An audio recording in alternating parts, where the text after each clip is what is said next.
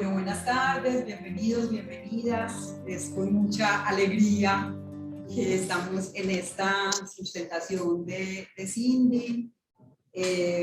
Vamos entonces voy a leer el protocolo de esta sustentación. Bueno, nutrida presencialmente, no sé cuántas personas nos están acompañando por Zoom, no sabemos. 24. ¡Wow! Aquí llega, está muy bien. Y bueno, muy felices en el instituto, muy felices de tener estas tesis, de tener estos temas, de que venga también acompañada de movimiento. Bueno, creo que es motivo de alegría para todos y todas los que estamos presentes. Voy a pasar a leer el orden del día, el protocolo. Coordinación de posgrados, maestría en ciencia política, protocolo de sustentación de trabajo de investigación para optar al título de del trabajo, estas mujeres negras, trenzadas por la resistencia y la libertad, la estética del cabello afro en mujeres afrocolombianas, un camino para la construcción de subjetividades políticas desde los feminismos negros, el caso del colectivo Wiwas en Medellín. Estudiante Cindy Yarima Pérez Villadiego, asesora Daisy Patricia Hurtado Galeano, fecha 15 de marzo de 2022, hora 2:30 p.m., lugar bloque 14, aula 211. Adicionalmente, la sesión se realizará por medio de la aplicación de @Zoom.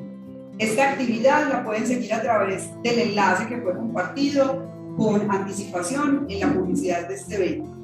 Para un adecuado funcionamiento del encuentro, solicitamos a todos los asistentes que son micrófonos y cámaras en el momento en que tengan el uso de la palabra. Igualmente les pedimos a los asistentes que diligencien el formato de asistencia que se compartirá a través del chat. Las participantes que intervienen en esta actividad son estudiantes Cindy Yarima Pérez Villadiego, es comunicadora social periodista de la Universidad de Antioquia y actualmente es integrante del colectivo Wiwas en la ciudad de Medellín. La asesora Daisy Patricia Hurtado Galeano es socióloga de la Universidad de Antioquia, magíster en filosofía política y actualmente se desempeña como profesora e investigadora del Instituto de Estudios Políticos de la Universidad de Antioquia. La jurado 1, María Eugenia Morales Mosquera, es licenciada en Filosofía de la Universidad de Antioquia, magíster en Ciencia Política de la misma universidad, actualmente se desempeña como docente de la institución educativa Fe y Alegría Granizal y de la Universidad de Antioquia. La jurado 2, María Ochoa Sierra, es socióloga de la Universidad de Antioquia, magíster en Ciencia Política de la Universidad de los Andes, doctoranda en Ciencias Sociales del Colegio de Michoacán, y actualmente se desempeña como profesora e investigadora del Instituto de Estudios Políticos de la Universidad de Antioquia. El orden y los tiempos máximos de cada una de las intervenciones lo indico a continuación. Entonces, Cindy, tienes 30 minutos para hacer tu presentación. Pasaríamos luego a la presentación del consejo de María Eugenia, quien tendría 10 minutos para presentarlo, y luego al concepto de María Ochoa, quien contaría con otros 10 minutos.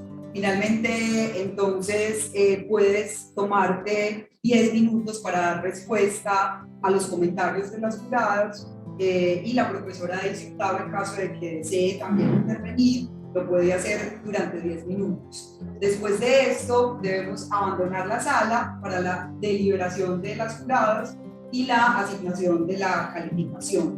Finalmente, haré la lectura del acta de sustentación y las firmas. Siendo las 2:40 de la tarde de hoy, 15 de marzo, mi segunda fecha de cumpleaños.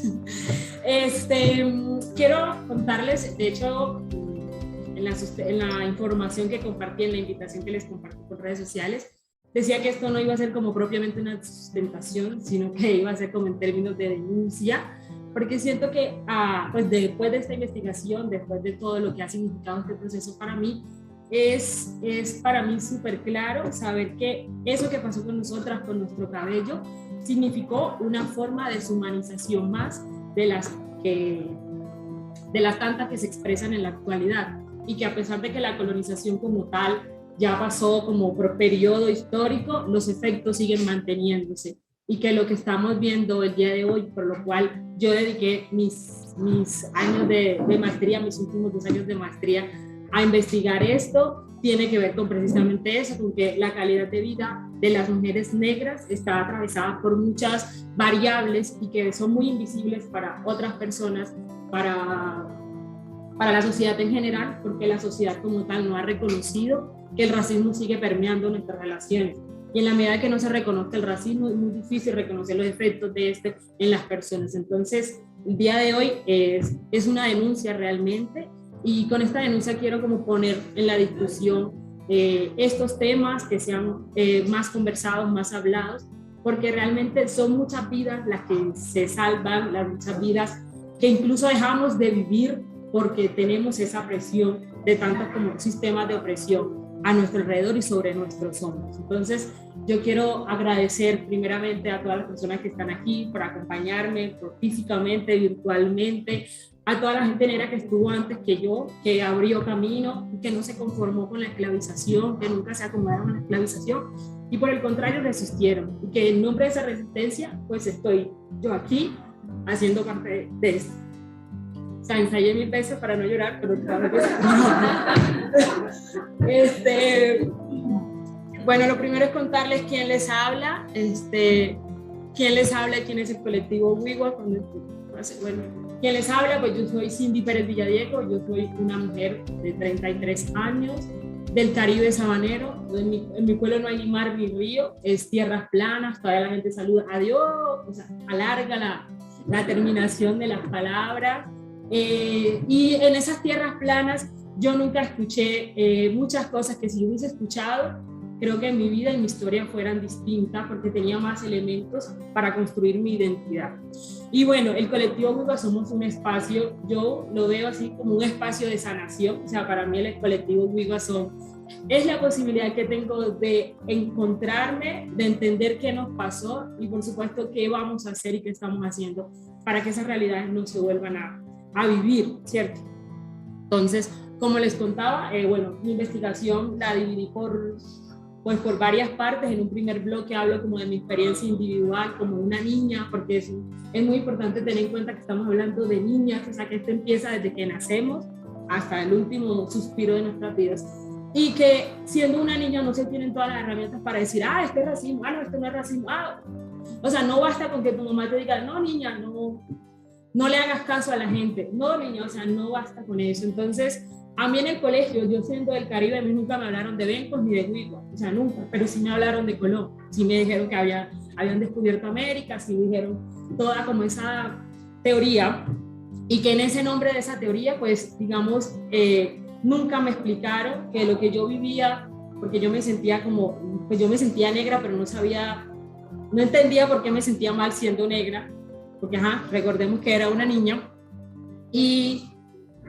cuando digo aquí que la colonización es el Bruno de este encanto, o sea, muchas veces cuando denunciamos los actos de racismo nos dicen, no, pero superen ese momento, ya por favor esa época ya pasó, o sea, técnicamente no ha pasado porque sus efectos siguen permeando, porque si no hubiesen estado, yo no estuviera hoy aquí, yo estuviera hablando de los procesos de subjetivación política de los jóvenes en Caucasia, que fue el tema con el que yo empecé, y que este camino me llevó a pensar, a encontrar en la academia respuesta a por qué ese sentir que yo tenía siendo niña tenía que ser explicado, o sea, tenía unas razones académicas, teóricas, y que en ese orden de ideas era supremamente problemático. Cuando digo problemático es una cuestión de preguntar a la sociedad cómo tiene organizado el mundo. Entonces, cuando hablamos de la época colonial, hablamos de esa negación de la humanidad, o sea, es lo más importante de ese evento como tal y de eso que nació allí, aparte de la dicotomización del mundo, de lo bueno, lo malo, lo bello, lo feo y demás, es pues no ser persona, y en nombre de ese no ser persona justificar todos los ejercicios de dominación. Y por eso digo que ese patrón esclavista pues ya no está, pero seguimos viendo un patrón de belleza, que para el caso de esta investigación es el liso perfecto hasta la cintura, y que como tú no lo tienes, entonces ¿tú qué vienes siendo? O te adhieres a él, o te expones a que seas señalada, a que te nieguen, a que no te tengan en cuenta en los trabajos, a que no tengas la posibilidad de disfrutar siquiera el afecto. O sea que hasta el afecto es supremamente racializado. Cuando alguien muere o algo así, cuando decimos, ay, tan bonita, o sea, como que tenemos predispuesta la idea de qué es lo bueno y qué es lo feo, y que en ese orden de ideas lo bueno merece las cosas buenas y lo feo por lo cual merece castigo, merece negación. Entonces ese ejercicio de dominación para esta investigación se refleja en el ejercicio de alisado del cabello, porque eso fue un ejercicio de dominación. Primero porque éramos unas niñas, segundo porque no teníamos la suficiente información para decir, bueno, voy a decidir, porque efectivamente las mujeres se pueden alisar su cabello, pero obviamente no está en la posibilidad de que sea una decisión simplemente informada. Entonces, en ese orden de ideas es que yo lo llamo una denuncia, ¿cierto?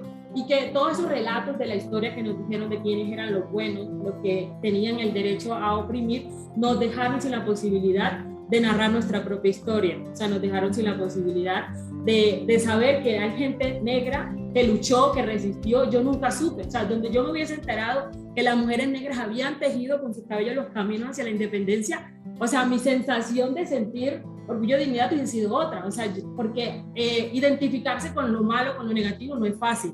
Muchas veces nos dicen, ay, ay, ustedes deberían sentirse orgullosos de su negritud y todo, es que es muy chévere, pero ¿a qué costo? O sea, no es un asunto como de, sí, siéntete orgulloso de ser negro, cuando toda la vida, de todos los medios, nos gritaron que no teníamos derecho a ser lo que somos. Y bueno, aquí traigo una autora muy importante para mí, Bell Hooks, en su texto Alisando nuestro cabello, deja claro explícitamente esa práctica de alisar nuestro cabello como un ejercicio de dominación, como un ejercicio de racismo puro y duro, y que obviamente se encuentra con otros sistemas de opresión. Y bueno, realmente el problema de todo este asunto es que nos han robado a la humanidad, que nos la siguen robando, y que estos ejercicios son para, digamos, por lo menos poner en cuestión, porque esto no es solamente como técnico académico aquí, sino que es la vida real. O sea, nosotras en la vida real, en nuestra intimidad, en nuestras relaciones, en nuestra forma de comunicarnos con el mundo, tenemos bajo nuestros hombros un montón de opresiones. 8689. Tan básicas como que voy a presentarme una entrevista de trabajo, ¿y qué hago con este pelo? O sea, no tendría por qué yo pensar qué hago con este pelo cuando es mi pelo. O sea, no es ni siquiera qué hago con algo que es externo a mí, sino que es qué hago con lo que soy yo. Y eso, que cuando yo me pregunto qué hago con lo que soy yo, es como una afirmación de lo que soy yo, no es válido para la sociedad. Dios mío, ya me gasté yo. Bueno, la segunda parte habla de la pelochurrusca. Yo cuando estaba en la unión, mi hermano así en la loma, el pueblo se divide en la loma y los callos. Y en la loma, en el colegio de la loma, mi hermano se me gritó, pelochurrusca. O sea, y desde entonces, pelochurrusca. De hecho, yo un tiempo, reivindicando esa anécdota, me llamé la churrusca, y ya luego pensé que no quería que mi pelo fuera como todo en mi vida. Entonces dije, bueno, realmente estas identidades fluyen, van, vienen, y bueno, soy Cindy Pérez Villadiego y mi cabello hace parte de mi identidad, pero tengo otros matices. Entonces, todo esto para decir que la niña negra ya en el Caribe sabanero, sin toda esta información que hoy tuve la oportunidad de conocer gracias a este ejercicio, no tenía idea de lo que pasaba, y aún así se vio afectada por ese ejercicio de sometimiento. O sea, ya nunca le explicaron, nunca. Y todo eso para decir que todo esto es una conexión, que no es algo como espontáneo que va a pasar solamente en el Pacífico, porque los negros solo están en el Pacífico, o en unas partes del Caribe donde entonces están los negros. O sea, allá donde no me hablaron de la negritud, allá también estaba haciendo un ejercicio de dominación. Bueno, el punto, como uno de los puntos centrales de esta investigación, tiene que ver con el análisis de las categorías que escogí, que son las subjetividades políticas, la estética del cabello afro y los feminismos negros, ¿cierto? Y yo, bueno, leyendo, y la profesora me decía, Cindy, pero tenemos que como encontrarle cómo se encuentra todo eso, y yo realmente pues leía subjetividades políticas, leía feminismo negro, leía estética, y realmente lo que encontraba era el cuerpo hablando. O sea, era la experiencia, era lo que nos atraviesa. O sea, esto no es como performativo, esto no es como que hoy me dispongo o sea, esta es la vida real, y esta es la vida real la que estoy trayendo como a conversar, y que ese tejido de la vida real es lo que conecta las subjetividades políticas con los feminismos negros y por supuesto la estética del cabello.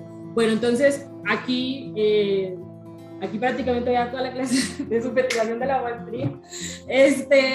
Aquí básicamente en esa tensión empiezo por hablar pues lo referente a ustedes saben que poner a los referentes teóricos. Entonces, desde Arendt y desde Foucault me gustó mucho como esa descripción de la subjetividad como una aventura relacional mediada por el contexto, y que al final del día eso es lo que determinó que nosotras creciéramos pensando que alisar nuestro cabello era lo que teníamos que hacer, porque ni siquiera a veces se puede cuestionar. Tú asumes que a determinada edad tú debes alisarte el cabello porque hace parte como del deber ser.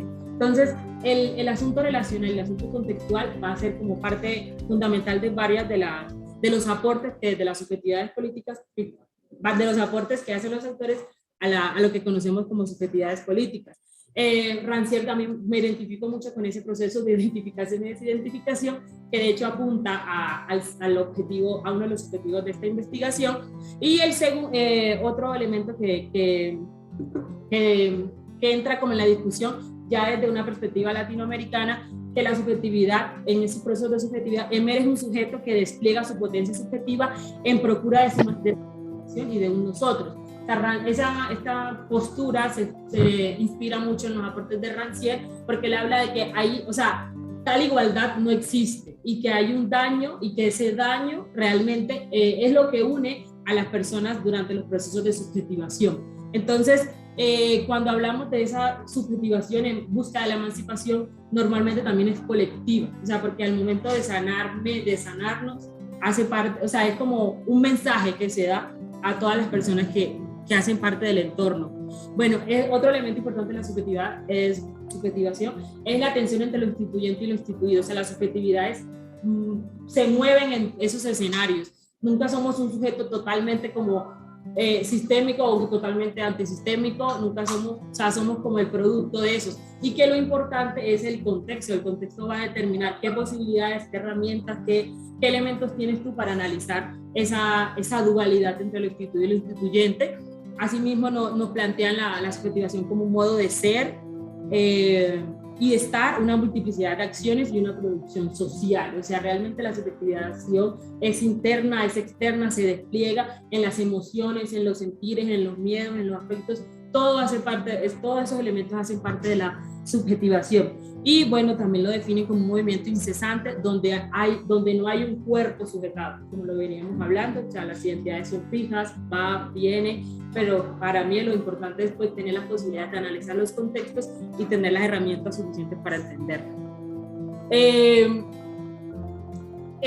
Ya llegando como a lo que más me interesa de las subjetividades, bueno, también fue muy importante para mí conocer un poco la teoría del punto de vista, que gracias a la profe la pude tener en cuenta, y porque también es todo eso que hemos hablado de las emociones. Todas las personas hablamos desde el lugar donde nos hemos construido, y desde esa posibilidad se genera conocimiento, y que pues básicamente esa es como la teoría del punto de vista. El conocimiento es supremamente situado, y que en esa posibilidad de ser situado tiene la posibilidad de ser, pues de generarse emancipación y de ser como verdad en ese marco de análisis que se toma.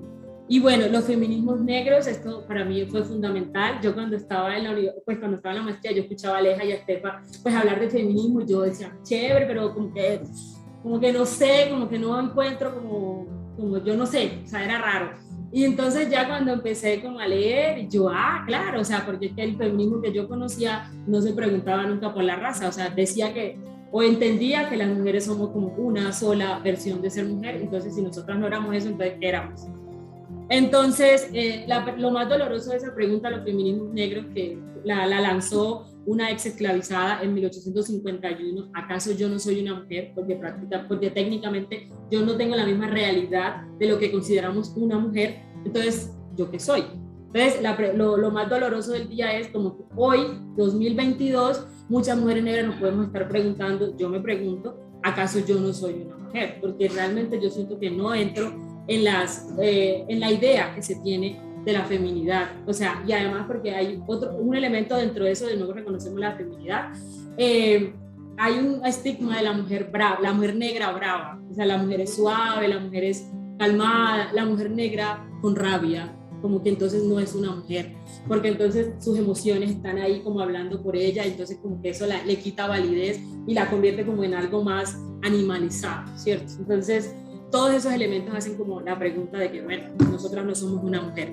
Y bueno, recomendado para la vida, o sea, como leer a Audre Lorde, o sea, Audre Lorde es como que tenemos que leer a Audre Lorde, o sea, tenemos que leer a Audre Lorde. O sea, porque, o sea, el silencio no nos protegerá nunca, o sea, nunca, nunca, nunca, porque la violencia va a seguir llegando a nuestros cuerpos, estemos en silencio, no estemos en silencio, estemos acompañados, no estemos acompañadas, porque la violencia es estructural y la estructura no te va a escoger a ti como que hoy te voy a seleccionar para depositar en ti un poco de violencia, no, o sea, viene con toda y no viene como por partes, que esa es como una de las críticas que las feministas decoloniales le hacen a la interseccionalidad, que separan como los sistemas de opresión, racismo, clasismo y patriarcado, cuando realmente la estructura viene toda junta. Entonces por eso nos preguntan, pero ¿por qué los movimientos sociales no se unen y luchan todos por la misma causa? No, o sea, no se puede, o sea, no es posible porque todas las personas estamos cruzadas por realidades diferentes. O sea, por ejemplo, supongamos, tenemos un concepto de belleza blanco, delgado, con unos recursos, con un acceso a recursos y demás. Si esa idea de belleza desaparece, ¿cómo quedan las personas que tenían que encarnaban ese ideal? Esa es como una de las preguntas que tenemos que hacernos, porque siempre preguntan como, ¿qué podemos hacer para la lucha antirracista? Pero con la pregunta es, ¿estamos dispuestos a asumir los retos y las consecuencias que trae desarmar la estructura? Porque si tú encarnas la estructura, no va a ser muy fácil que tú renuncies a esos privilegios. Bueno, entonces, hablando de la interseccionalidad, bueno, esta investigación fue horizontal, yo llegué aquí al colectivo y me dijeron como que vamos a revisar tu propuesta, te estaremos informando, nos llamamos, y eso me pareció súper bello porque no fue como que para llegar las personas y como que, sí, como ustedes son una mujer negra, entonces vamos a investigar con ustedes, no, o sea, el solo hecho de eso hace parte de sus procesos de subjetivación y sus procesos de resistencia, y que para mí fue supremamente valioso, fue un proceso en el que yo entré, participé de los talleres, participé de todos los encuentros, y fue como que, ay Dios mío, como que yo estaba como que encontrando mi lugar. Bueno, y ese llamado tan importante que nos hace Bell Hooks a mirarnos y a narrarnos a nosotras mismas, porque por el simple hecho de que los marcos de otras personas, de otros espacios, no nos van a narrar nuestra vida, o sea, no los van a entender siquiera, o sea, hay cosas que no se logran explicar porque el cuerpo no te da la posibilidad de experimentar eso, y eso es importante tenerlo en cuenta. Entonces, entender, entonces la interseccionalidad que conocemos como, pues desde 1989, que es el año en que yo nací, pero que viene de antes, o sea, que viene de antes, y que hay otras mujeres negras que han teorizado sobre ello, y que incluso ahí se evidencia el asunto de la geopolítica, porque es una mujer de Estados Unidos, pues como con unas posibilidades X, la que la popularizó, y que igual desde un ámbito jurídico dio elementos importantes para entender que no es lo mismo ser un cuerpo negro que ser un cuerpo blanco, que ser un cuerpo negro en una ciudad capital, que en un territorio periférico, no es lo mismo, o sea, todo está cruzado por diferentes aspectos. Mara Vivero pues es clara cuando dice que superamos como esa visión de ver como la suma de opresiones, como que tú eres negra, tú eres pobre, tú eres tal cosa, sino que realmente es como que no es como, es la experiencia que genera que tú tengas esas opresiones en tu vida, o sea, cómo ves tu vida con ese poco de situaciones al tiempo. Voy bien, ¿verdad? De tiempo. Entonces aquí viene lo que a mí más me movió la vida, y es, yo me planteé 3 objetivos específicos, y es primero hablar de esos procesos de identificación y desidentificación. Estamos hablando de unas niñas en unos contextos X, Y, Z, y de unas mujeres ahora en este momento, 2019, 2020, y bueno, lo que sigue de aquí en adelante. Un segundo objetivo está planteado por cuáles son esos significados que para nosotros como integrantes del colectivo tiene la estética. Y por último, cuáles son esos ejercicios de resistencia que hacemos desde la estética. Entonces, el primer hallazgo, la primera parte donde empiezo a hablar como de los hallazgos, se llama Atrapadas en la intersección de género, clase y raza, procesos de identificación y desidentificación de las mujeres del colectivo Wigos a partir de la estética del cabello afro. cuando hablo de atrapadas, pues para mí es fundamental entender que esto es, o sea, esto es real y concreto. O sea, esto no es como, o sea, esto es tan real que tú a veces un día te levantas, quieres ver cosas positivas y te encuentras con la noticia de que George Floyd lo mató a un policía en Estados Unidos y que a una mujer negra le pasó esto y que mataron a otro hombre negro y que mataron, o sea, todo eso incide en que tú te sientas incluso disminuida, en que tú sientas que no tienes las mismas posibilidades de hacer cosas y que tú sientas que nunca estás en el mismo punto de partida que otras personas. Obviamente todo el mundo tiene sus luchas internas, pero creo que tener esa lucha ahí como que adicional no es tan chévere. Entonces, mi punto de entender la intersección, de entender la intersección como el estar atrapadas, es porque esto es material, o sea, esto define nuestras decisiones, esto define cómo nos queremos ver, esto define cómo la gente nos percibe, qué posibilidades nos da, qué confianza nos tiene, porque si entendemos que hay una idea de lo blanco como lo bueno y por supuesto lo negro como lo negativo. Si yo voy en la calle, la gente no va a confiar en mí porque sí, la gente va a sentir que yo soy una amenaza. Entonces todos esos elementos hacen parte de eso que yo denomino como estar atrapadas. Y bueno, y la piel y el cabello, porque les decía que esto es un asunto que pasa por las corporalidades, porque es el cuerpo que la está habitando, que la está gestionando y que la está viviendo y que por ende afecta de una u otra forma su cotidianidad. Aquí en este segundo aspecto de identificaciones pasadas por Alicer, hablo de los relatos de las mujeres que nos decían, a mí no me alisó, yo no me alicé, me alisó mi mamá, yo me alicé a los 8 años, mi mamá un día dijo que no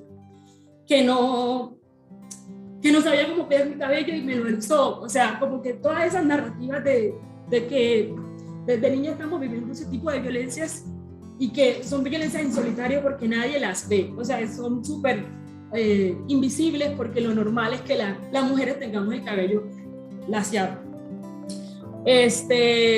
Y que bueno, desde el punto de vista que gracias a la profe también de Hall, que habla como que pues, las identidades no son fijas y que obviamente asistir a la fiesta, pues las identidades son una fiesta móvil, pero a la final asistir a esa fiesta móvil con unas herramientas te va a marcar una diferencia, con una información te va a marcar otra diferencia. No es lo mismo tú asistir a esa fiesta móvil de la identidad entendiendo que tú en ti misma tienes valía, tienes valor, tienes dignidad, que asistir pensando que tú no vales o que tú eres un cuerpo que necesita ser transformado para que pueda ser aceptado. O sea, es diferente. Y bueno, en ese proceso de identificación, muchas de las identidades de nosotras como colectivo estuvieron ligadas a sentir que no cabían, porque incluso cuando nos decían pelo malo, pelo churrusco, pelo todo, no nos estaban diciendo solo a nuestro cabello, o sea, tú no entiendes solo por el cabello, sino que eso se traslada, toda esa narrativa se traslada a tu cuerpo, entonces tú no sientes, o sea, eso mismo que te dijeron de tu pelo, te lo dijeron a tu persona, y eso marca otras circunstancias. Entonces, ese reconocimiento de ese daño que se causa es un camino hacia la desidentificación, cuando nos dimos cuenta que físicamente habíamos sido afectadas porque nuestras cabezas habían sido quemadas. Yo recuerdo una vez que yo me alicé para venir acá a Medellín, yo estoy en Bajo Cauca, y me quemé con la plancha, y se rieron de mí porque me quemé, o sea, y me dio como tanta cosa porque yo era como que cuando hay un evento tenía que tener el cabello alisado, entonces como que te lo alisas y como que alguien te va a decir, ay, ¿cómo te quemaste? O sea, yo nunca olvido eso en la existencia. Entonces, ese reconocimiento de daño físico y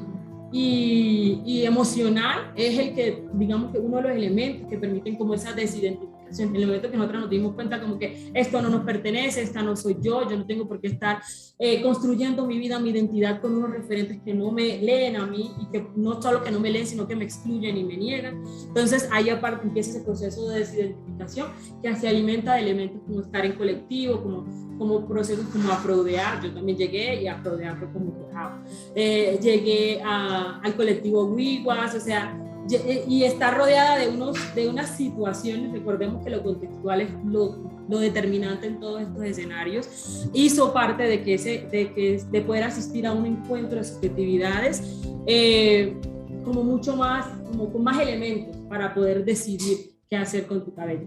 Y bueno, y a otro aspecto que quiero tocar, cuando hablo de las atrapadas en género, la género pues por ser mujer pues tienes que seguir un patrón, la raza, pues tu cabello no es, entonces lo tienes que domar, y la clase, o sea, el asunto de que tú no tengas el dinero, las posibilidades económicas de alisarte el cabello con una queratina especial o con, que no te queme el cabello, te obliga a que tú tengas que alisarte el cabello con unos aliceres supremamente picantes, con supremamente dolorosos, y que eso es otra condición. Entonces ahí la clase entra a decir incluso qué tipo de alicer puedo usar y qué extensión puedo comprar, qué largo de extensión puedo comprar, porque si tu condición económica no te da para comprarte la extensión Billions de millón y tal, pues te expones a tu salud más expuesta.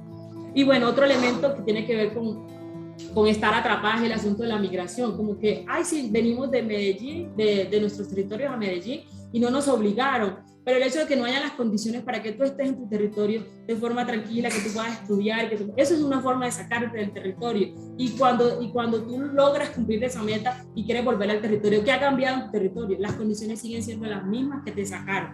Entonces, como que el asunto de la migración también es un asunto que nos acompaña.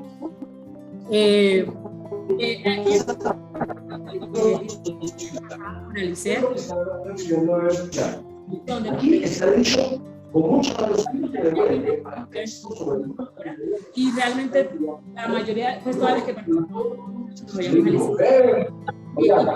alisar el cabello, se había marcado un cúmulo de inseguridades, un cúmulo de afirmaciones desde lo negativo que son poderosas. No todas las mujeres del colectivo se alisaron el cabello, pero reconocen dentro del alisar el cabello una práctica pues, de dominación, y que afortunadamente por el contexto, porque había una abuela que le decía, había alguien que le decía que otro referente, eso ayudó a que pues, pueda tomar otra decisión. Entonces, el proceso identitario de nosotros como mujeres negras había pasado por el alicer, y eso ya es supremamente pues, violento. Aquí, por ejemplo, una de las compañeras, o sea, se decían cosas terribles y se las ponía en otro idioma, se las ponía en inglés para que nadie entendiera que ella se estaba tratando mal con todo lo que se decía. O sea, eso es muy fuerte. Y, por ejemplo, el asunto de la autoestima, de todos los afectos, obviamente varía. Por ejemplo, cuando yo me alisaba el pelo, yo me sentía como la mujer más poderosa del universo. Yo cantaba "Voy a traer el pelo suelto" de Gloria Trevi. Yo decía como que mi vida empezaba ahí, porque precisamente significaba que yo iba a tener acceso a eso que tiene la gente que sí cumple con el estándar. Entonces, cuando yo me alisaba el pelo, yo no me alisaba el pelo solo porque sí, sino que uno se alisa el pelo porque ese pelo significa la oportunidad de pertenecer, ¿cierto?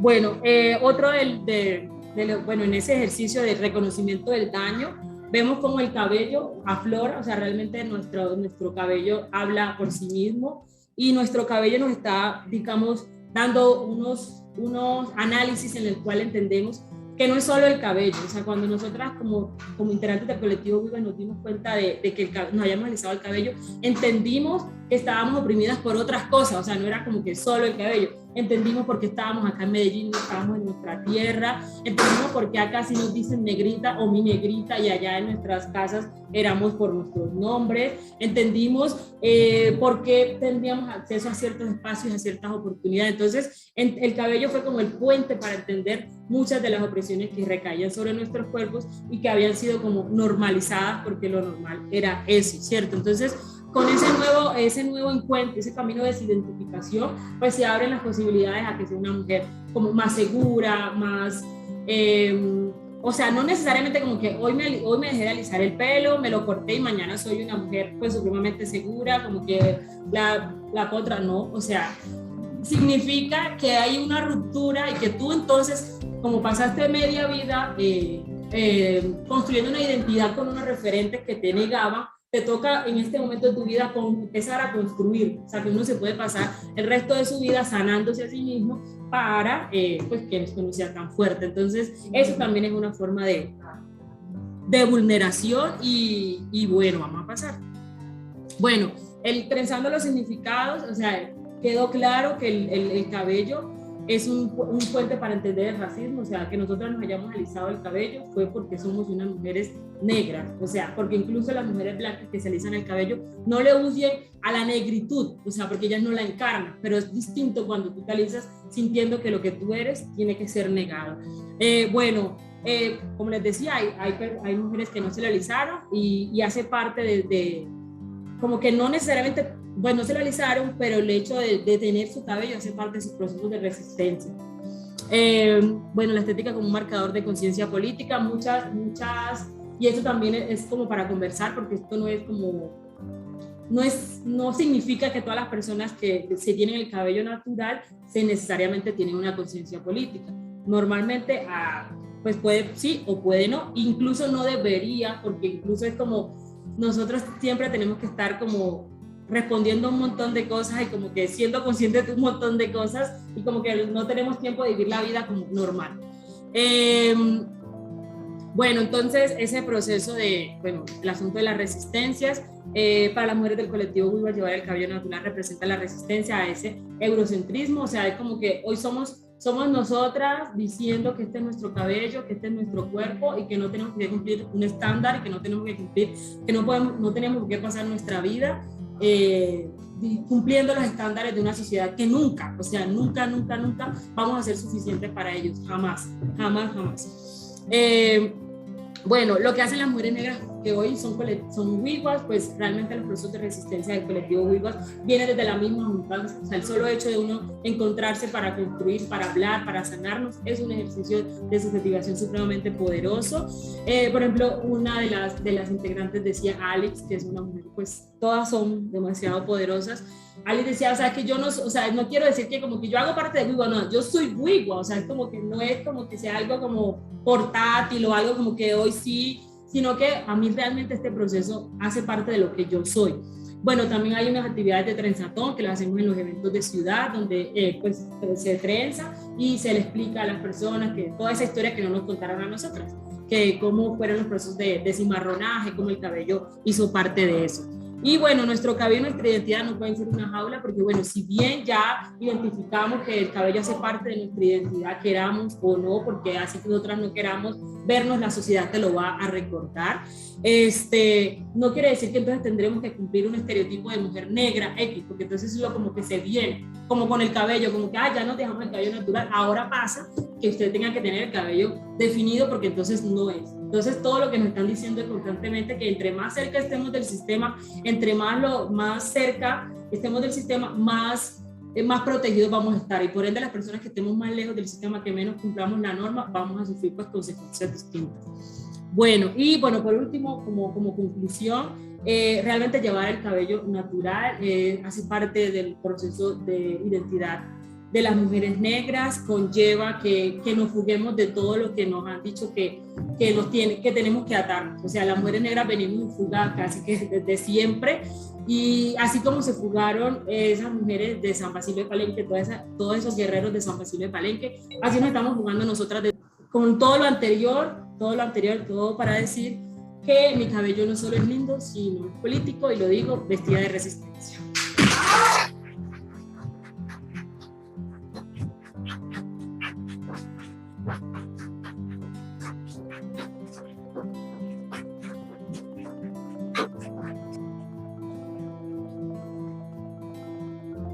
Bueno, muchas gracias a Cindy por su presentación, y escuchamos entonces el concepto de María Eugenia Morales de los 10 minutos para la presentación.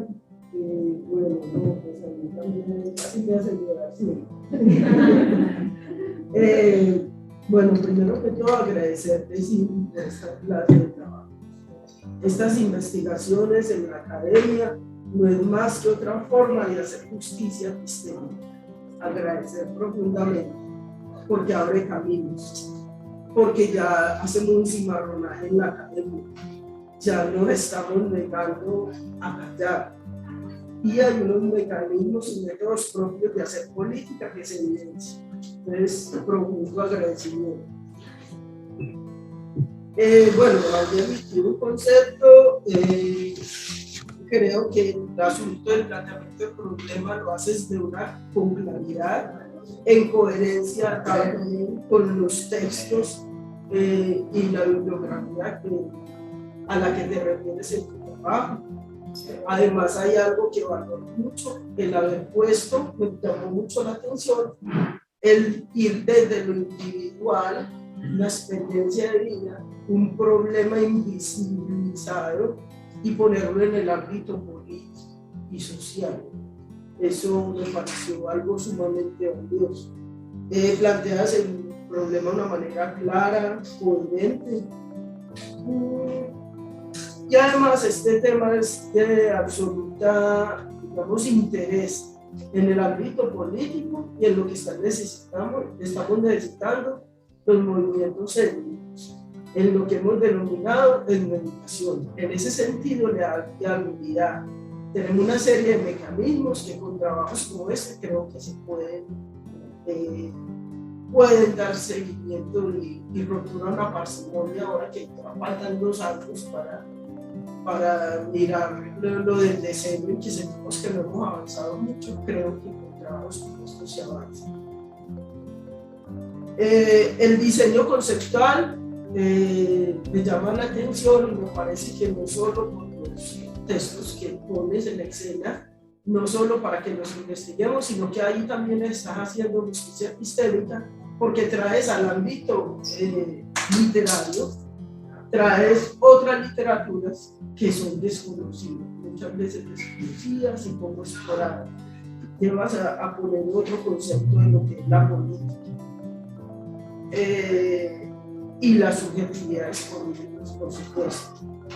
En aspecto de género, pues creo que le estás dando un gran aporte, incluso a repensarnos eso que hemos llamado interseccionalidades, ¿sí?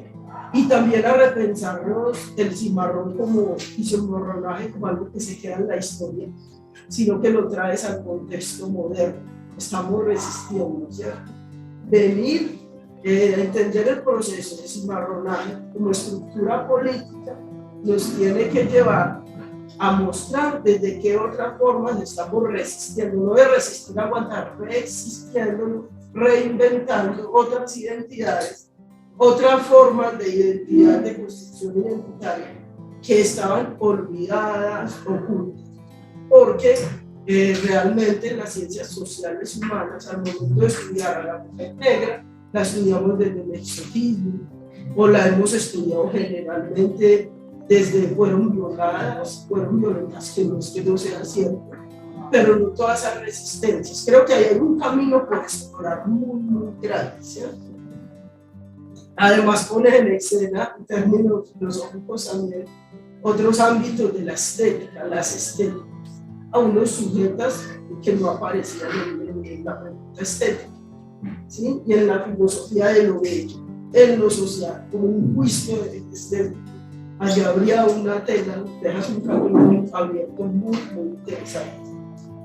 El rigor metodológico me gustó, sobre todo me parece muy novedoso cuando no te despegas y vas y vienes como individuo, como sujeto, como persona. Vas y vienes desde el ámbito individual hacia lo político, y como narras estando ahí en la historia. Eso es sumamente importante y creo que también nos abre nuevos paradigmas al asunto y al estudio de las ciencias políticas, ¿cierto? Donde la política solía ser, o a veces, no es que suele ser, hay otros teóricos que lo traen acá, pero no lo identificamos mucho cuando ese hecho de lo político pasa por mi cuerpo, ¿sí? Pasa por no es algo que está por allá en la estratosfera, sino que desde el movimiento se hace. Recuerdo también aquí, como nos decían en el instituto, y me parece muy clave, cuando la maestra María Teresa decía, las mismas subjetivas de los pueblos son los que van a identificar qué es eso de la construcción política. Creo que es un camino muy potente. Además valoro también el aspecto ético que tuviste con los grupos, las grupas con las que hablaste, y que ibas, solicitabas como lo narras, y bueno, pues aquí creo que sí hay un testimonio de eso. Entonces, procesos como este no están ayudando apenas a crecer en lo teórico, sino también en lo práctico. Hemos estudiado la producción de las comunidades negras, la hemos estudiado en términos folclóricos, en términos de producción de conocimiento y de poner en escena eso que va a transformar en sociedad. Bueno, es claro, me parece que es claro, tú encuentras poner el nombre de los participantes, como ya lo dije, la forma como interpretan los resultados, creo que me pareció algo muy novedoso, y además volver a traer, como te digo, ese asunto de poder unir lo que son las búsquedas colectivas, el proceso individual, pero unirlo al concepto político de movimiento. O sea, no te quedaste ahí en lo personal, sino que pudiste involucrar a las mismas, pudiste involucrar las luchas sociales, políticas que vienen trayendo los colectivos. Eso también me parece muy potente. El grado de originalidad, pues creo que es muy, muy alto, porque pues está en esa búsqueda y es lo que le hace falta a las ciencias sociales humanas. Yo no he visto muchos trabajos, no he visto trabajos, he visto en lo estético, sí, trabajos sobre las comunidades, pero no he visto en lo estético, no existe, pero creo que existen muy poco, sobre las resistencias sociales y políticas con el cabello. Se ha avanzado en las estéticas, se ha avanzado en dignificar, ¿cierto? Se está avanzando y se requiere avanzar en identidad y identidades y estéticas, hablo desde el turbante hasta el cabello. Creo que con esto dejas un camino claro y coherente. La bibliografía que utilizas, me parece que desde ahí, como lo dije anteriormente, ya hay una apuesta clara.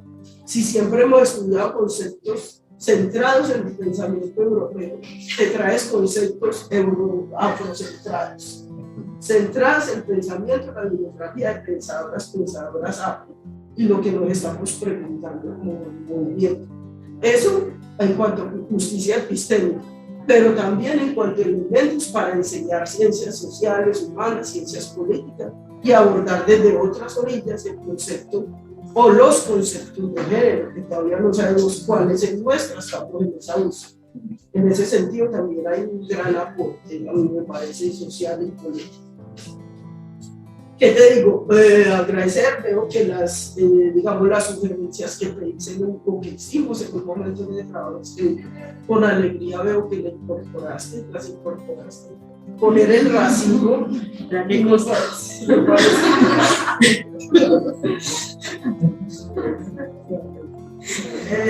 poner el racismo como matriz estructural, creo que es fundamental, me alegro que esté así planteado. ¿Por qué? Porque es algo que cuando las comunidades étnicas hablan, las otras también, pero en este caso las étnicas hablan, nos pusimos a poner el racismo como un problema de salud pública, un problema público, más allá de lo individual, muchas cosas pueden irse normalizando. El rigor metodológico, pues ya te dije, me pareció algo muy innovador, sobre todo porque no te salí, siempre estuviste movimiento, teoría, individualidad, más que individuo, juntarse, comunidad, como malundaje, esa malunga, eso que tenemos que hacer, eso me pareció sumamente potente. Dos términos allí que creo que abres un camino grandísimo para las ciencias sociales humanas en términos de entender por lo que están pasando, por lo que reclaman en términos de justicia epistémica, o epistemes invisibilizadas, o robadas, o ocultadas. Está ese asunto de la identificación y desidentificación, ese ir y volver hacia eso que aparentemente es simple, pero que es político. Entonces, tu cabello sí es político, ¿cierto? Ya uno... Entonces es novedoso, sumamente novedoso, y creo que aporta en todos los ámbitos que yo he dicho, que es al conocimiento de lo que estamos entendiendo como una nación intercultural, como las raíces africanas o americanas. Y en ese sentido me parece sumamente potente. Yo tenía una pregunta, pero creo que al final viste alguna respuesta de ella, y es: ¿crees que el cabello, sí, como sentido político, también ha mutado identitariamente? Y de hecho, no solo entonces las trenzas, no solo el cabello natural, entonces se abrirían no solo partes de investigación, otras formas de identificarse o construir identidades con lo que ha pasado, pero además también se abren otras potencias económicas que no hemos visto o le hemos restado importancia en el ámbito político. La política y la economía van de la mano. Esa estructura nos ha dejado ver cómo hemos hecho, cómo la economía se ha movido con el cabello, cómo las economías se han movido con el trenzado, que las trenzas no las hagamos nosotros, eso ya hay otra cultura. No tengo más, no sé si querrías ampliar sobre eso. No sé si tengas Escuchamos a la profesora. Y de resto, bueno, no tengo nada más que decir, sino profundamente agradecer este tipo de trabajos, este tipo de ejercicios que creo que ya hacen mucha parte de la Muchas gracias, María Reina, por el concepto. Vamos a escuchar entonces el concepto de la profesora María Ochoa y luego Cindy tendría la posibilidad de hacer una intervención para recoger comentarios y también las preguntas que se lanzan ahí. Escuchamos entonces a María. Bueno, no, yo siempre soy feliz también de cuando me toca asesorar, me gusta, y cuando me toca leer también estos trabajos, yo lo hago con gusto. Y pues aprendo mucho, aprendo de sus trabajos, aprendo de escucharte a ti también, Mario, y me encanta que tú hayas sido también la jurada. Creo que es apenas justo. y aprendí mucho pues, de escuchar todos los comentarios de las dos. Me parece que este último trabajo, de todas las versiones que existen, este último es muy bueno. Y agradezco mucho que hayas acogido tan juiciosamente todas las sugerencias que te hice, porque yo sé que fueron, pues que te implicaron tiempo, que te implicaron esfuerzo, trasnochadas, y que te hayan venido en un sueño, me parece maravilloso. Cuando me dijiste que ya habías soñado la estructura del trabajo, para mí eso fue ya una revelación. Bueno, creo que es normal que el llanto venga porque lo que estás trayendo son narrativas del dolor, ¿cierto? Del dolor que se inflige de generación en generación y cómo se materializan los cuerpos y que incluso puede ser infligido por quienes te aman, ¿cierto? Sí. Y tú lo dejas muy claro ahí en la relación con las madres, en la relación con las parejas y en la relación con nosotras mismas, con nuestros cuerpos.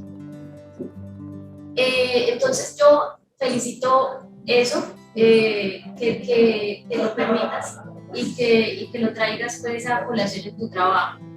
Y dijiste una cosa, o sea, la sustentación, si bien me gustó el trabajo, me gustó más la sustentación, porque que hayas traído, por ejemplo, la clase como una moduladora de dolor, eso para mí es ya una categoría de indagación impresionante, de la cual podrías trabajar muchas otras cosas. Lo de la migración también me parece muy interesante, es decir, yo creo que no solo porque uno a veces en estos trabajos ve que muchas personas, uno mismo a veces usa el concepto de interseccionalidad, pero no necesariamente lo relata, ¿cierto? Lo atraviesa como matriz dentro de sus textos. Es difícil y creo que lo logras con los relatos autoetnográficos que ahí coincido con María Eugenia, en que lo logras de una manera muy bonita, como trascendiendo del individuo al movimiento. Eso no lo había visto y ahora que lo señalas me parece que es absolutamente importante. Y en el trabajo anterior, pues para los que no saben, había un trabajo que estaba muy separado, como la subjetividad y el feminismo y la parte empírica, ¿cierto? Y la vuelta que le diste es muy bonita porque logras realmente incorporar el feminismo, que te felicito y me alegra que hayas que hayas leído a Sandra Halley con lo del budista, pero especialmente a Audre Lorde. Me parece que es espectacular que, pues, por ser una pensadora afro y bueno, todas las otras que leíste y que citas como Viveros y otras. Entonces yo creo que felicito mucho eso, porque logras mostrar cómo lo que el feminismo está haciendo todo el tiempo es subjetividad política. Incluso yo hubiera prescindido de Rancière, de Foucault y de... No hacen falta. Como dice Manu, por justicia epistémica tampoco hacen falta, ¿cierto? Porque a ellos los conocemos bastante, pero a las feministas nos hace falta, ¿cierto? No minimizando riesgos. Y bueno, esa puede ser, bueno, voy a decir otras cositas, pero mi pregunta puede ser esa, ¿por qué la necesidad de seguir partiendo de ellos? Incluso de Arendt, que tampoco es feminista. De no querer renunciar a eso, y que incluso cuando los nombres acá tú dices, bueno, ¿por qué hay que traer a los teóricos? Porque es que, claro, traer a las feministas no se traen porque sí, se traen porque el conocimiento es encarnado y porque ellas lo dijeron, ¿cierto? Bueno, pues en este caso, en el tema en particular, pega como muy bien. Entonces, bueno, eso es como una curiosidad ahí para armar debate, pero no es que tenga, pues, no tenga nada en contra de eso, me parece bien, lo logras muy bien. Me gusta también lo que planteas de la potencia de lo rebelde como contrahegemónico, cuando dices que cuando una blanca se alisa, no le estamos huyendo a la negritud, ¿cierto? Y es verdad. Y entonces ahí, digamos, todo el planteamiento, pues, de la que yo creo que también se puede desarrollar más tal vez en otro texto o en otro trabajo, lo de la blanquitud, ¿cierto? Con relación a la negritud y cómo esas dos categorías son polaridades que se han construido alrededor de lo estético, de lo bello, de lo feo, de lo civilizado, de lo salvaje, del ordenado, de lo desordenado, etcétera, que está muy bien. Ahorita cuando dijiste el colectivo Viva como espacio de sanación, me parece muy hermoso y no sé si conocen a Gustavo Santana. Nosotros hicimos una investigación con él es un trabajador social de la es el de Tumaco. Sí, pero él estudió en la Universidad de Pereira y él plantea esos espacios. En la investigación que hicimos analizamos justo los colectivos estudiantiles afro y él los planteaba como espacios seguros, retomando el concepto de la feminista Patricia Hill Collins, de esos espacios que son separatistas porque son seguros, donde los oprimidos podemos hablar libremente, fuera de la ideología dominante, sin esa censura que es la que hace todas esas salvedades que para quien en cambio lo experimenta pues no son necesarias. Entonces me parece muy bonito que plantees eso ahorita acá en la sustentación.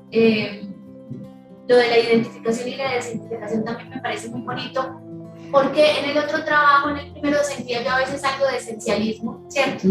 Y me gusta que te hayas movido de ahí, que hayas retomado lo de Stuart Hall, que te recomendé también con lo de la identificación, ¿cierto? Porque es un movimiento y es un movimiento constante, y además porque el ser otro está marcado por las nominaciones estatales, coloniales y hegemónicas, ¿cierto? Entonces pero uno no solo es un receptáculo, ¿cierto? Uno resiste, y en esa resistencia que lo logras expresar muy bien en el trabajo, pues se generan esos movimientos que no solo serán identificación, sino que seguramente son muchas formas geométricas y móviles posibles, ¿cierto?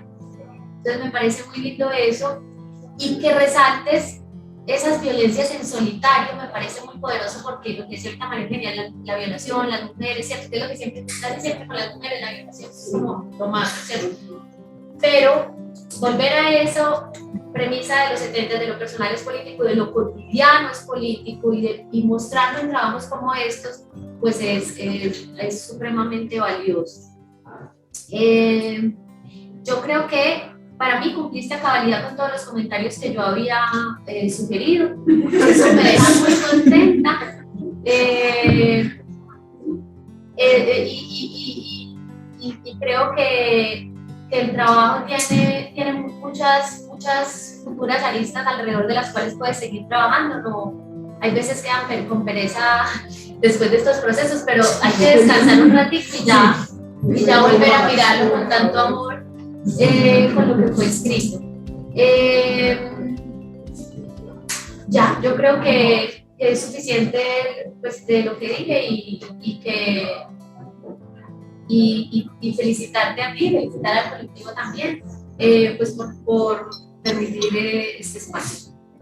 Gracias. Muchas gracias, María, por el concepto, y si la profesora Delcy quiere hacer una intervención, ya.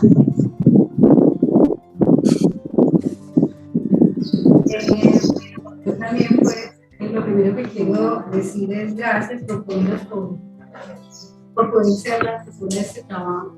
Costó sudor y lágrimas, a las dos yo creo, ¿sí? Pero siempre nos divertimos mucho y siempre gozamos también, gozamos de esto. Creo que es de los pocos trabajos que yo me leo y vuelvo a leer y siempre me gustaba más la nueva versión y no me cansé nunca de leer. Entonces, porque a eso quiero referirme ahora también a la estética de ese trabajo, a la escritura, a la forma como se escribió, que yo creo que es muy importante.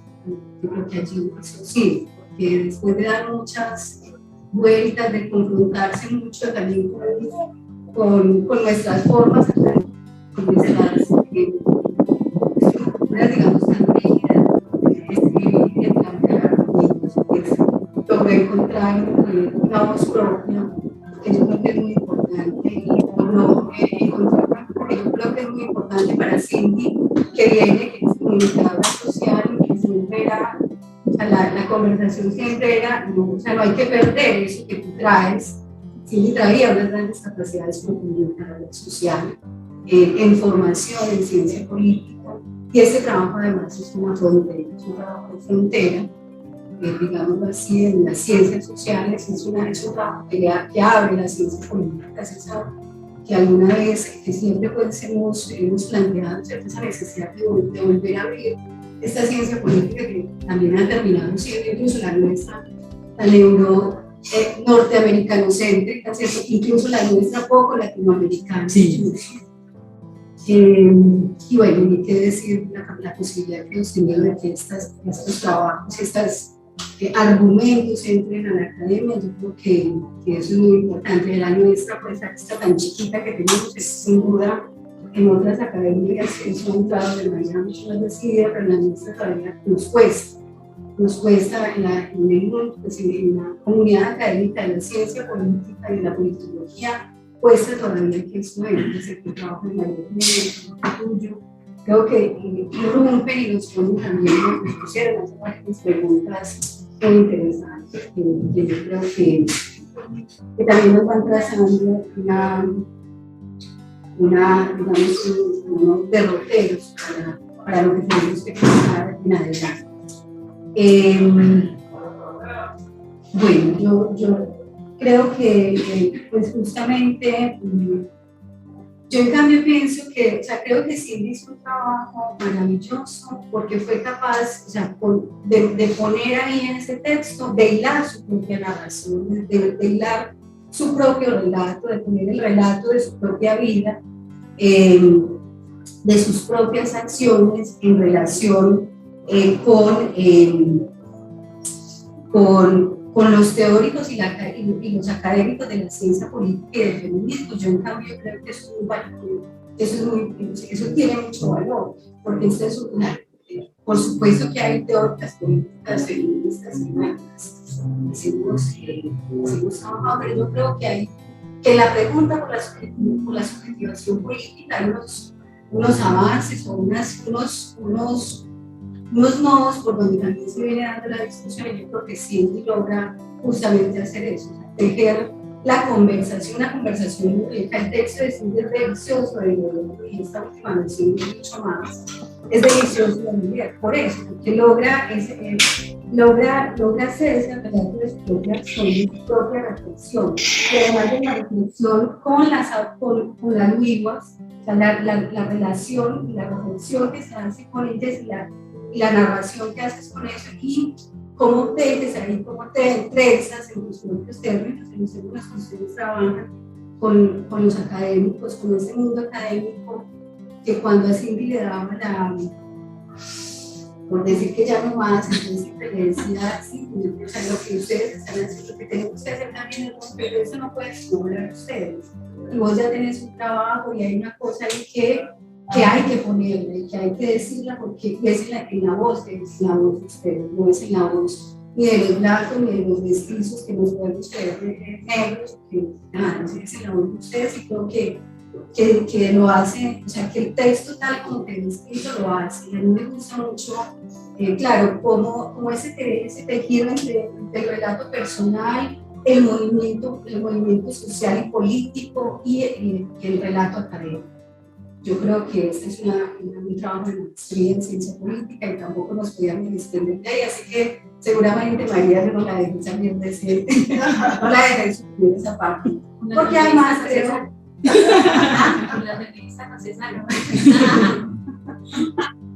pero bueno, creo que bueno, en esta primera parte lo que quería decir es que hay una, o sea, que en esa narración, en esa narración colectiva que hace Cindy, o sea, pone, construye el propio sentido de su existencia, ¿cierto? Encuentra el sentido de la existencia de lo que es este colectivo, pero a la vez de la propia existencia de Cindy. Cindy empieza con otro trabajo, como ella bien lo dijo, que por eso pues iba a ser yo su asesora, después me tocó estudiar muchísimo para poder. Pero en la medida en que cambia, o sea, es un tema que le atraviesa toda su creatividad y por eso lo escribe en primera persona. Por eso los invito a que lo lean, porque es un trabajo en un tono autobiográfico también que en la ciencia política nos cuesta reconocer eso, pero bueno, se la jugó y nos la jugamos con eso y que se podía escribir así. Y bueno, hay algunos famosos que han hecho autobiografías también, entonces ¿por qué no hacerlo aquí? Eso es muy importante que yo quiero resaltar de ese trabajo. Y sobre todo yo creo que es la oportunidad también con el trabajo de Cindy, con muchos de los que también ha referenciado, en los que muchas de las lecturas han hecho, de poder estar en la acción política de las vivas, de los actos en general, pero también de construir la necesidad de construir el sentido de esa acción, y eso se da a través de la palabra, ¿cierto? Y a través de la palabra también en este mundo académico hay que seguir poniendo esa palabra en el mundo académico, porque si no, o sea, esa construcción epistémica, esa construcción de conocimiento que ha sido negada históricamente, la vamos a seguir negando. Entonces creo que este trabajo para mí es una gran potencia en ese sentido, en que pone en palabras en el mundo académico, porque en el mundo del movimiento social está, o sea, ya es innegable. Francia Márquez ya nos lo mostró. Eso es innegable lo que está haciendo el movimiento social en la vida política, pero todavía nos queda mucho por hacer en el mundo académico. Yo creo que son estos trabajos en los que nos ayudan también a ver esa perspectiva de esa ciencia política pues tan cerrada a veces.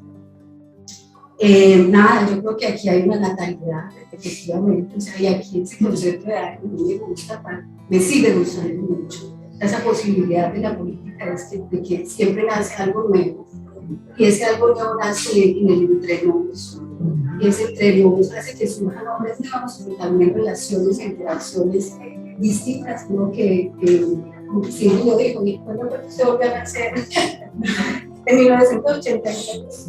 Entonces, bueno, creo que eso es lo que quería como resaltar en este trabajo, en esta oportunidad que tengo pues, como de agradecerle a la vida y al Instituto de Hacienda por poder ser su asesora, por acompañarla como, pues, con lo mejor, con lo que podía y con lo que tenía, y espero pues espero haberlo hecho.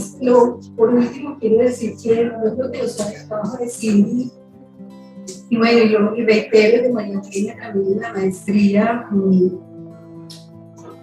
son una reconstrucción de ejercicios de ciudadanía, de esas ciudadanías distintas de las que nos hablaba María Teresa Uribe, de esos grupos y de esos mundos subalternizados, de esos mundos racializados y excluidos históricamente, pero que siempre están haciendo una impugnación al poder, una impugnación a las formas de la política, y por eso este trabajo no es de antropología, pero no solamente es un trabajo de ciencia política, porque hay una cosa, está reconstruyendo experiencias de impugnación al poder y a la sociedad dominante, a la sociedad hegemónica.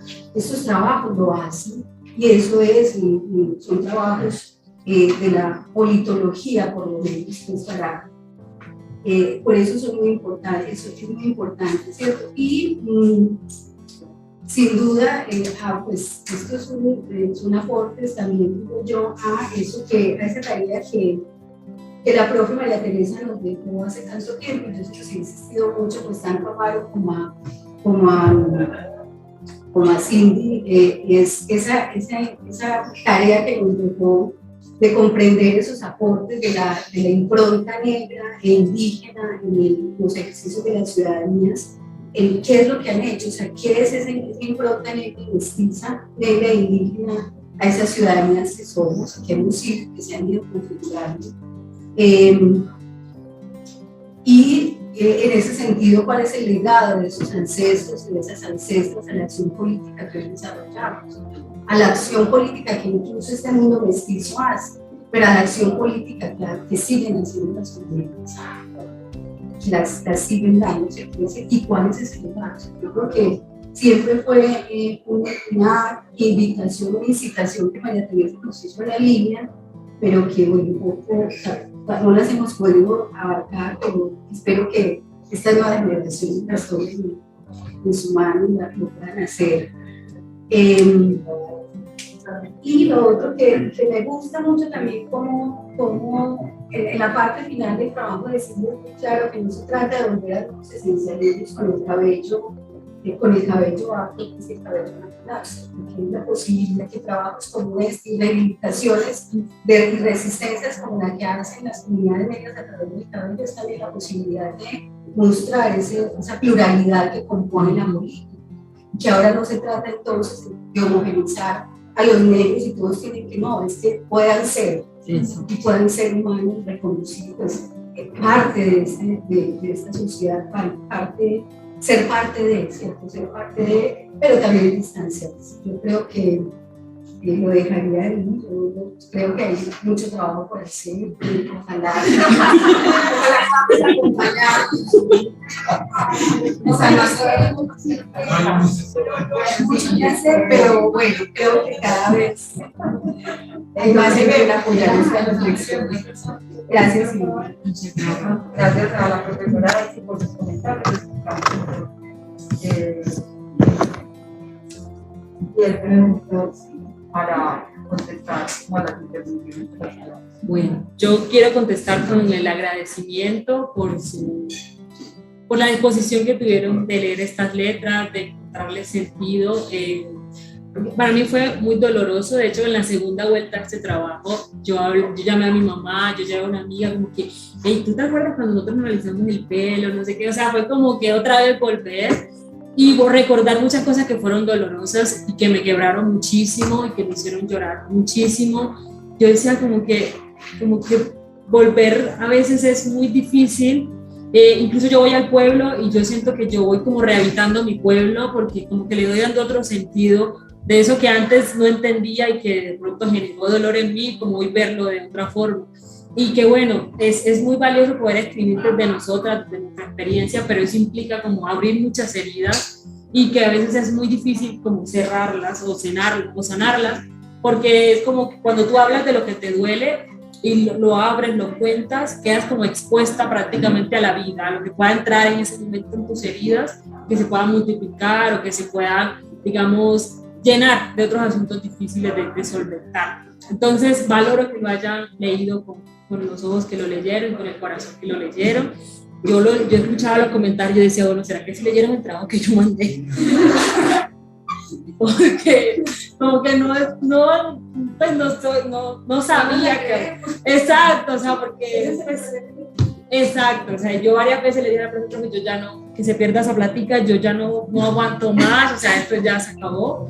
Y bueno, realmente fue muy vital el acompañamiento de las profes, la paciencia de la profe, sentir que le fallas a alguien, como que, profe, en una semana te la envío y que llegue la semana y no lo hayas enviado, era lo peor que me podía pasar.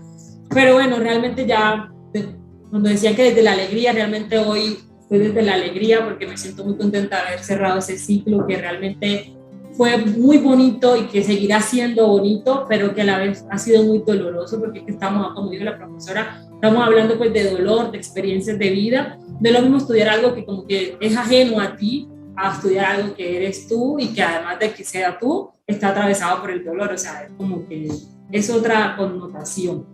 Y por eso incluso hay veces vemos a personas que no viven el racismo hablando del racismo y lo hacen como con esa entereza, con esa fortaleza y como que porque no le pasa la reflexión de que eso me pasó a mí, eso le pasó a mi hermano, eso le pasa a mi amiga, no pasa por eso. Entonces, respondiendo a los comentarios de las profes, o sea, como que yo cité a Foucault, a Arendt y a los teóricos de siempre, pensando pues porque igual también fue un ejercicio de la clase, pues de la maestría, pues se abordaron esas temáticas y pues fueron importantes. Para mí fue muy claro el asunto de la identificación de desidentificación, fue como que, claro, o sea, como que no me quedo aquí, sino que puedo ir y venir y que al fin y al cabo son esas formas de recuperar, o sea, la humanidad es eso, o sea, la humanidad es ir y volver y no una identidad fija y estática que no atiende a su entorno y que no se alimenta de su entorno y que alimenta de esa su entorno. Entonces, creo que lo cogí como por eso y porque, o sea,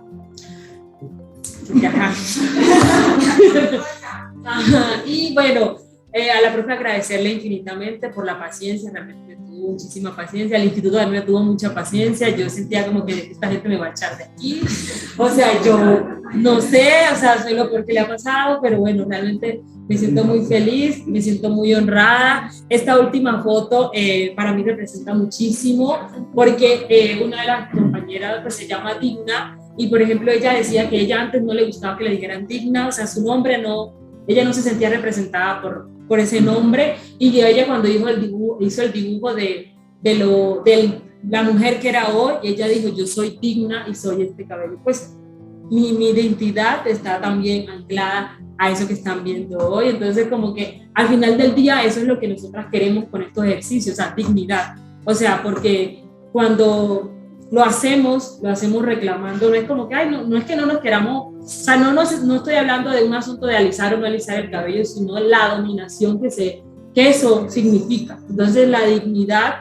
te permite tener esa posibilidad de tomar una decisión y decir, no, o sea, mi identidad va fluyendo en estos sentires y en estos ritmos y arritmias que no necesariamente son los que están con la hegemonía. Entonces, para mí ha sido muy importante el colectivo, creo que lo será por el día, o sea, yo creo que cuando me muera pueden colocar Wigwa, o sea, un epitafio relacionado con Wigwa, porque esa es como que literal me salvó la vida y todos estos ejercicios que nosotros hacemos, no lo hacemos, o sea, hay una razón fundamental y es para salvarnos la vida, porque si nosotras mismas no decimos qué es lo que nos ha dolido, qué es lo que nos ha matado, pues nadie lo va a venir a decir por nosotros, porque primero no lo han sentido y segundo, pues no lo han entendido, ¿cierto? Entonces, todos estos ejercicios son realmente en lo material, en lo práctico, para salvarnos la vida, para salir más libres a la calle, para disfrutar más del espacio público, para sentirnos más cómodas en las relaciones que te hablamos, desde la más básica hasta la más compleja. Entonces, muchas gracias, de verdad, estoy muy agradecida, estoy muy feliz porque,